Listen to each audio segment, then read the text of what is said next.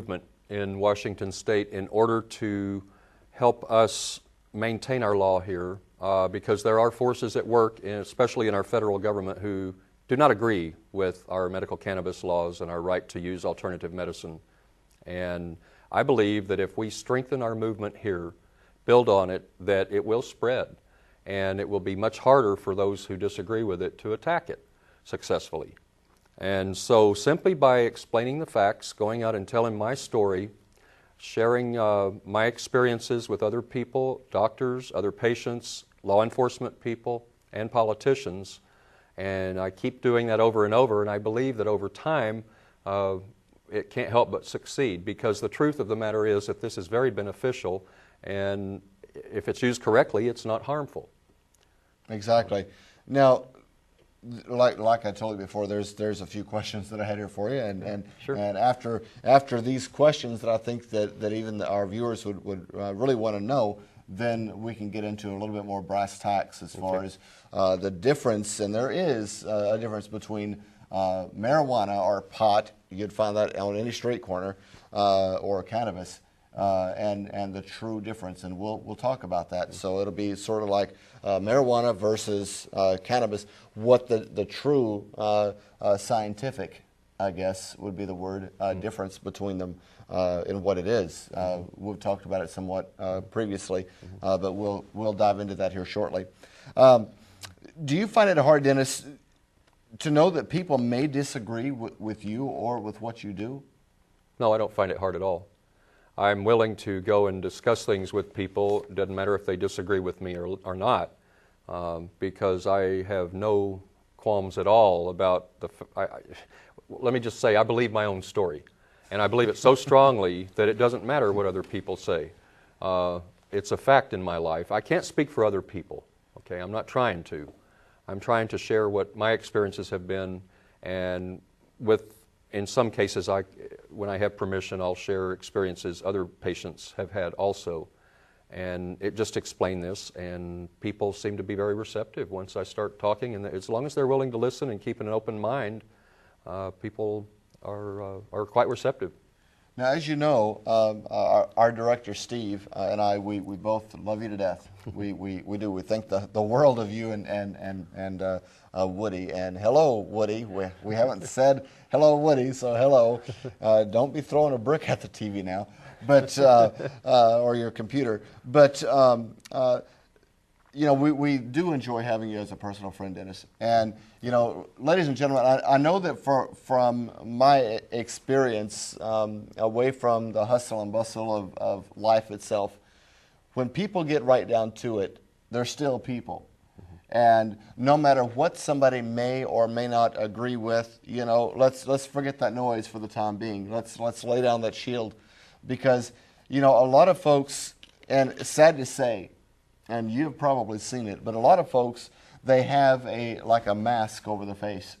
And I'm not talking about a paint your own mask thing either, but they have a shield, a mask over the face, and because they really don't want you to see who they are. Right. You know, they want you to see what they want you to see. But ladies and gentlemen, I'm here to tell you that with Dennis, bless his heart, what you see with Dennis is really what you get with him. And, you know, Dennis, we've talked about it from before, and you know, I think that the issue is it's dear to my heart, because I know what it can do. I know what unconventional medicine of any kind can do for someone. I mean, look at the Chinese, and look at the Korean folks, and the folks from India and various you know, other places. You know, the South Pacific, the Isles. You know, how do they take care of their ill? They use what they have, and you know, a lot of Asian Americans and people from that part of the world, they actually eat better food than we do. You know, they're into to the vegetables. Well, when was the last time we had a table full of vegetables? So putting vegetables in perspective, now we can address and start talking a little bit, Dennis, about the difference between marijuana, pot, as would be called on the street, or cannabis. because Dennis, he showed me different things and books and things, and some of it does different things, some of it doesn't, and we hear here locally not long ago on the news, a border patrol officer.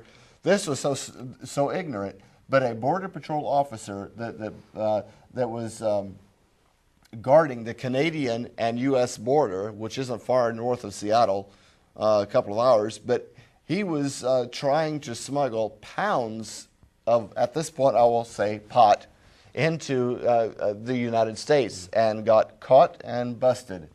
And he is now, I guess, he's in jail.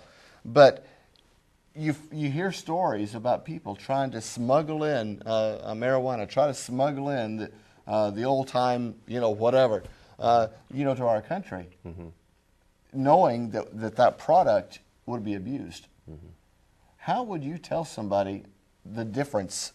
How would you describe the difference between the pot on the street, BC or Texas tea, or cannabis?